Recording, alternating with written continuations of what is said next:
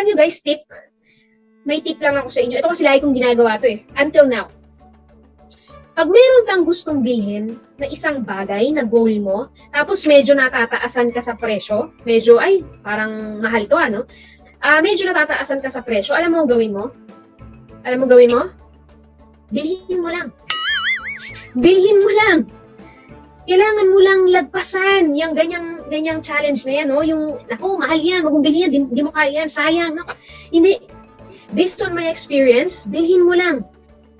Malalagpasan mo rin. Pag nabili mo na yan, para sa'yo, yung worth 350,000 na relo, mura na yan pag nabili mo na. Believe me. Ano daw? Hello everyone! Welcome to Invested Lifestyle. Sa mga nagtatanong kung nagtatrabaho pa ba ako or kung puro bakasyon na lang, ang sagot is, oo, nagtatrabaho pa ako. Dahil 10-year anniversary namin ng asawa ko, we decided na gamitin naman yung bakasyon. So, I had a great vacation from harassment, threats, at pagdedemanda ng mga MLM company sa akin. Defamation, false copyright strike, at kung ano-ano pa.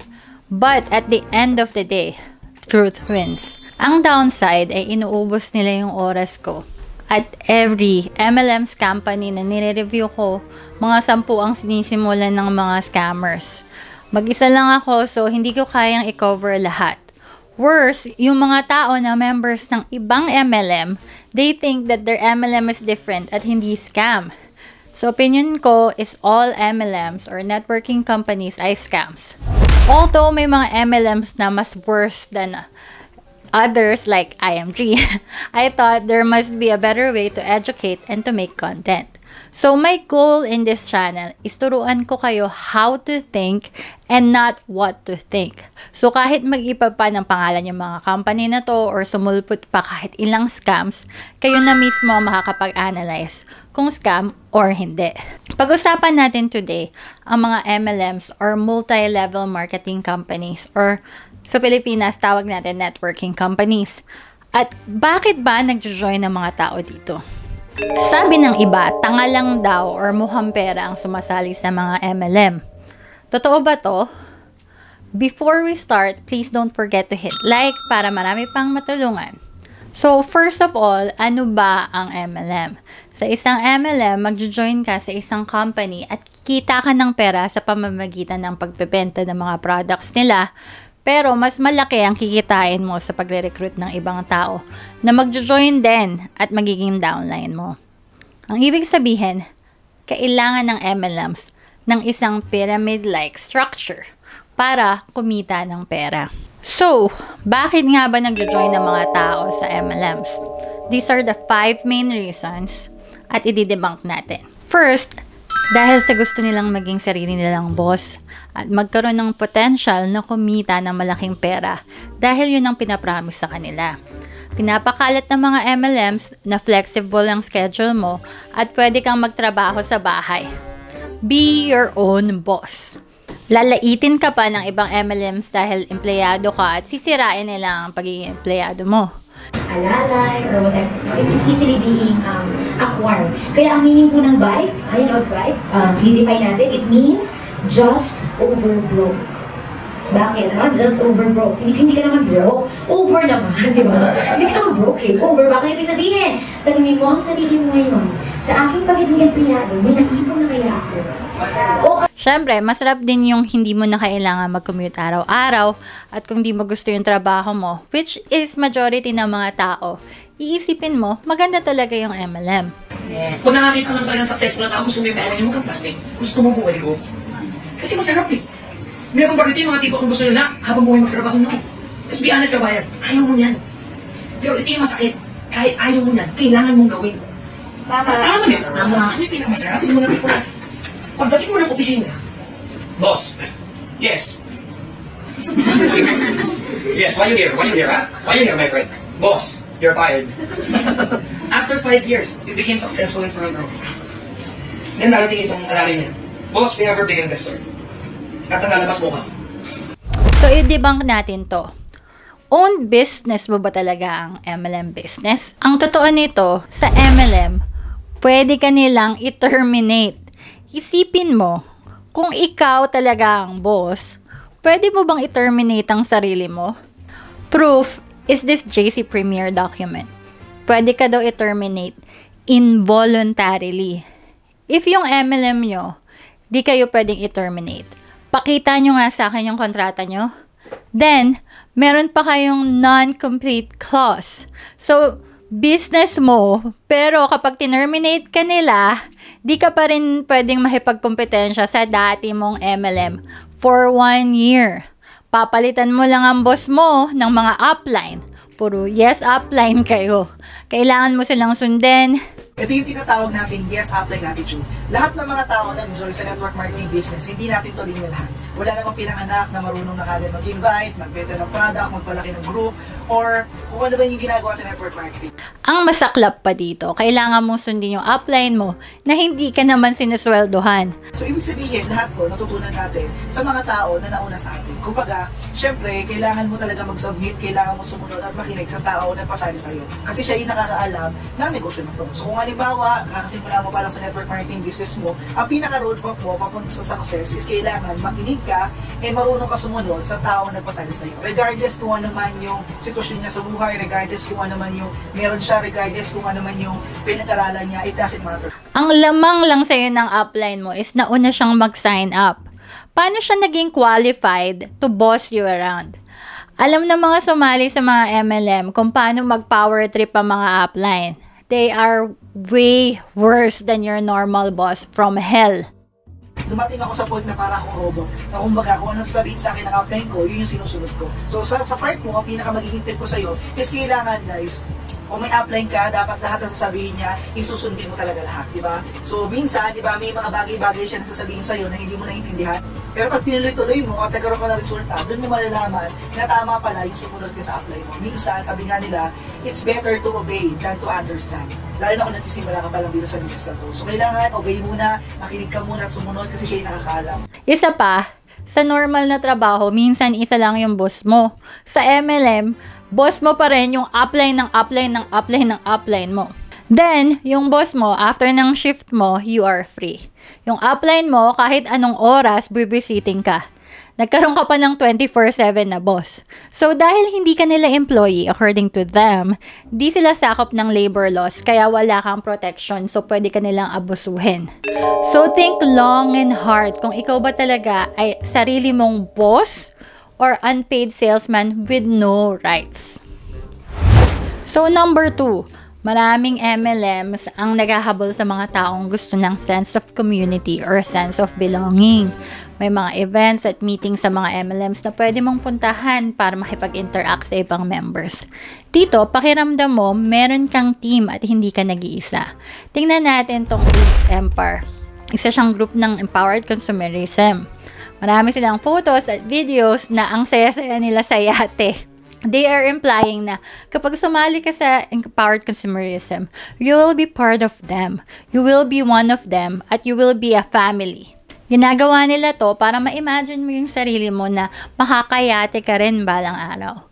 Pero, if you dig deeper, sila na mismo nag-release noong 2019 na 5 million na yung members ng AIM Global, aka Empowered Consumerism. So, iilan lang yan sa milyon na tao na wala sa yate. Yung mga di nakasali, yun yung mga na-recruit na nagbayad ng yate na yan. Let me introduce you then sa WFDSA or World Federation of Direct Selling Associations. Sila ang association ng mga MLM sa buong mundo. Meron daw silang guidance para maging mas ethical ang mga MLM. So ano ba ang sinasabi nila na bawal? Dito sa example 4, bawal sa mga MLM to depict a lavish lifestyle dahil hindi naman yan ang most likely na mangyayari sa normal na miyembro. Kaya ang pinupush namin na i-regulate ng gobyerno ang mga MLM, pero sinasabi nila na kaya nilang pasunurin ang sarili nilang members. Sa tingin nyo, sumusunod ba dito ang empowered consumerism? We have to admit, surface level lang ang bait na mga MLM recruiters, lalo na pag bago ka. Ang tawag doon ay love bombing. Itatrato ka nila na close-close kayo at family-family kayo. Pero ang next nun, once you start to ask questions, at worse kapag umalis ka, then the opposite will happen. They will label you a loser at yung mga akala mong kaibigan mo will turn against you. If you experience this, kwento nyo na lang sa comment section. So, pangatlo, marami rin ang nag-join sa MLM dahil gusto nilang mag-grow at mag-improve sa sarili nila. Para matulungan ka na mag-improve daw ang iyong sales skills, communication skills, at overall personal development. Ang problema is this is not true. Mostly, ang tinuturo lang nila sa'yo is mindset, motivation, at worst, tinuturoan ka pa nila ng unethical tactics. Marami na tayong examples from our past videos na kunyari, kape tapos MLM pala. Pakinggan natin ang worst financial advice ng isang MLM Vice President ng IM Worldwide. Alam nyo guys, tip. May tip lang ako sa inyo. Ito kasi lagi kong ginagawa to until now. Pag meron kang gustong bilhin na isang bagay na goal mo, tapos medyo natataasan ka sa presyo, medyo, ay, parang mahal to medyo natataasan ka sa presyo, alam mo gawin mo? Bilhin mo lang. Bilhin mo lang. Kailangan mo lang lagpasan yung ganyang challenge na yan, no? Yung, naku, mahal yan, wag mong bilhin yan, di mo kaya yan, sayang, no? Hindi. Based on my experience, bilhin mo lang. Malalagpasan mo rin. Pag nabili mo na yan, para sa'yo, yung worth 350,000 na relo, mura na yan pag nabili mo na. Believe me. Ano daw? Please, kung di nyo afford, wag nyong bilhin or mababaong kayo sa utang. Sa MLM, tuturuan kayo to fake it until you make it. I don't believe in that saying. Yung mga scammers, yan ang favorite nila. If you want to be successful, the right way is to be authentic. Hindi yung may pa-Rolex ka pa, puro utang naman pala. May matututunan ka naman talaga sa MLM. Kung tama or mali ang tinuturo nila, let me know in the comments below. At ang pang-apat, may ilan ding tao na nagjo-join sa MLMs dahil naniniwala sila sa mga produkto ng company. Maraming MLM ang nagbebenta ng mga health and wellness products, beauty products, or financial products. Magjo-join ka sa MLMs dahil gusto mong ipag-share sa iba yung mga passion sa produkto at kumita ng pera. Pero ang problema is sobrang mahal ng mga produkto. Bakit? Dahil kailangan nilang bayaran yung mga high people, also known as top of the pyramid. So, ang effect ay kung anong misleading claims ang sinasabi nila, kahit na unethical at kadalasan illegal. MLMs like First Vita Plus. Halos lahat ng MLMs na may health products, lahat ng products nila kayang gamutin ang cancer, chronic diseases, at kung ano-ano pa. Very dangerous. 2004, may malaking bukol lang dito, yung matigas ng bukol din. Parang sinasakali yung pag humingi ako, nahirapan ako lumulong ng pagkain, may internal medicine, advised me to undergo the operation. When I started taking the first Vita Plus, and then after 7 days, nawala na yung masamang pakiramdam, and then nag-subside yung bukol sa liit ko. Hindi sumuko si Lola. Kinausap kami ng kanyang keja. Ang sabi, wala na raw pag-asa. Ako bilang lola, dahil nga una ako ko, hindi kami pumayag. Ang sabi ko, ilalaban namin siya. Nagtimpla na nga ako sa bulak, binasa ko yung bulak, pinatong ko sa labi niya. Pagkapatong sa labi, lumasap yung bata. Di ba, good sign yun? Ibig sabihin, gusto pa niya mabuhay. Every 2 hours, piniinom ko siya. Kaya pasip-sip. Pagkatapos noon, naubos ang isang sachet within 3 days. Balik uli sa normal yung kanya. Kaya noon sinabihan na ng doktor na tanggalin na ang respirator, tanggalin na oxygen, tanggalin na yung kanyang compressed air at pwede na siyang ilabas. May training pa ang First Vita Plus mismo sa pagbabaliwala ng warning na to. Just watch how he gaslights people na wag pansinin ang no approved therapeutic claim. Kasi maraming issue dito na sinasabi nila hindi naman pala nakakagaling. Kaya siguro karamihan ditong bago, yun ang pananaw dito. Mali po. Pag sinabi mo hindi nakakagaling, literal, ang translation po nun, no therapeutic value. Yun yung outright. Kasi hindi nakakagaling, no therapeutic value. Ang nakalagay po dito, no approved. Ibig sabihin yan, posibleng may therapeutic value, hindi lang aprobado pa. Doon yun yung tingnan. Ang happy yan talaga, no approved therapeutic claim. Kasi mahabang proseso po kasi ang approval. At shortcutting mo na, lahat ng natural products, hindi lulusot sa approval. Bakit? Hindi mo mapapatent kasi. Something na nasa nature, bawal ipatent. Ang patent, importante, sa gumagawa ng gamot. Bakit? Doon sila kumikita. Sorry, but that is Doc Farah levels. I'm sorry for the word, pero the only word I can describe that thing is stupid. Pwedeng i-patent ang herbal supplements at health drinks. But for your drink to be patented, it must be unique from other beverage patents already issued.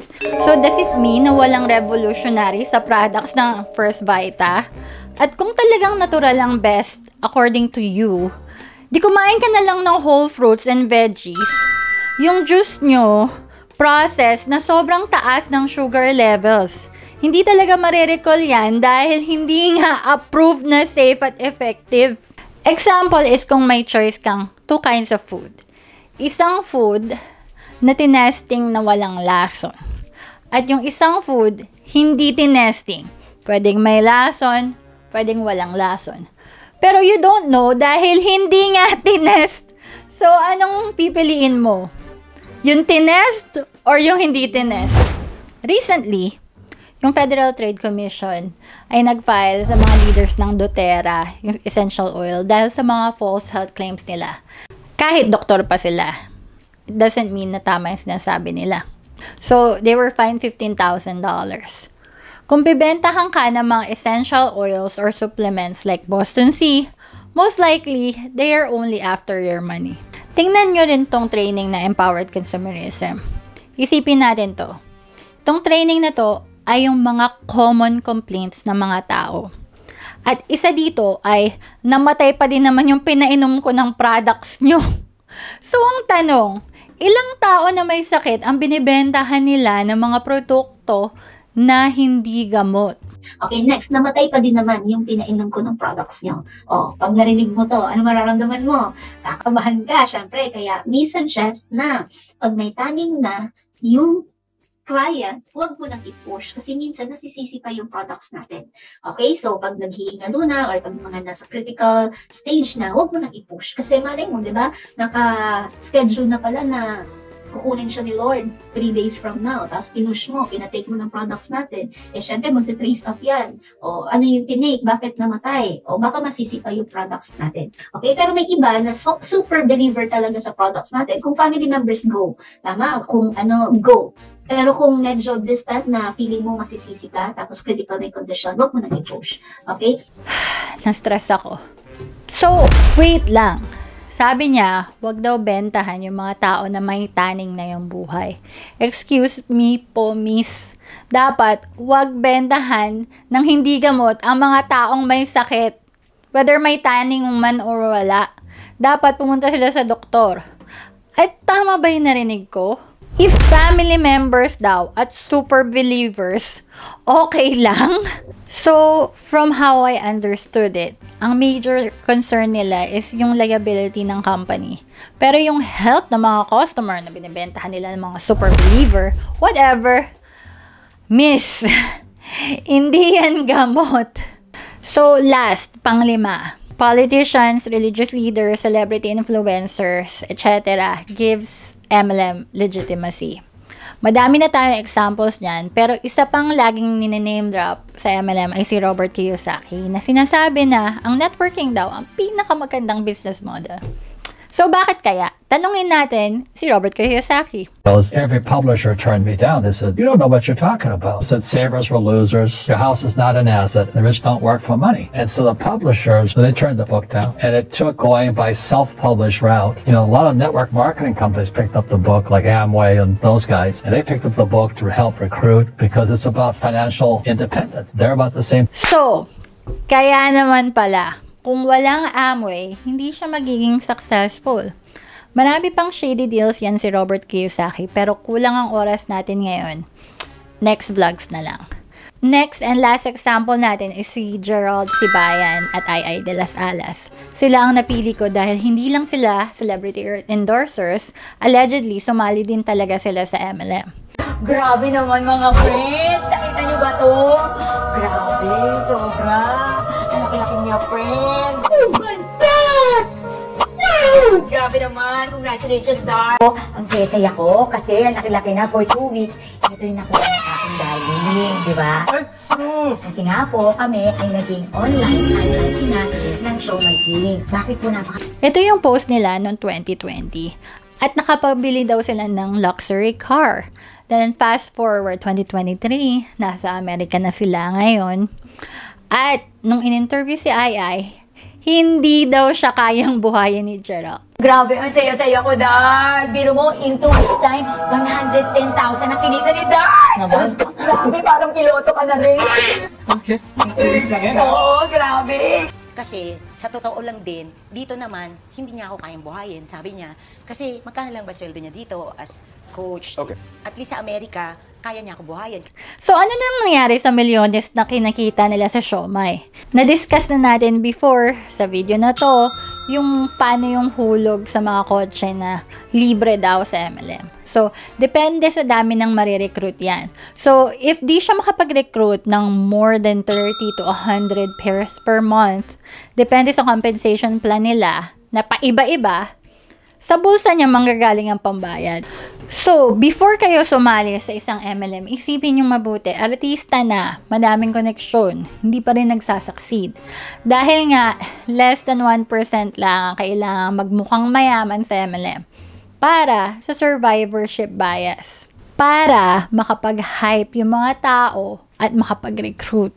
Di nila sasabihin sa inyo na nakaalis na yung eroplano, pero bebentahan pa rin nila kayo ng ticket. At kayo naman, bebentahan nyo ng ticket yung mga friends and family nyo. Even though, malabo na makasakay pa sila. So, ano ang lesson dito? Hindi lahat ng sumasali sa MLM ay tanga, utu-uto, or greedy. Ang common denominator ay deception.